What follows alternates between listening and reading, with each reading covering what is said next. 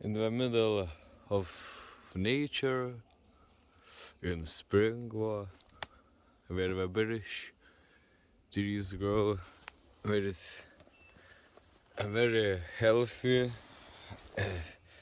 medicinal and really nice drink that comes from the tree. It's the birch sap. You know.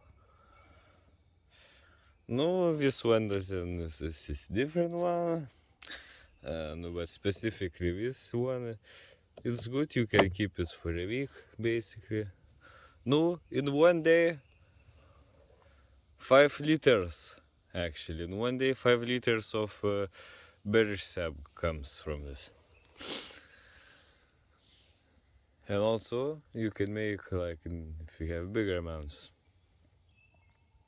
birch syrup and stuff. It only lasts for a few weeks, but no, you can ferment this and stuff. No, basically very awesome, beautiful thing that you can get from nature.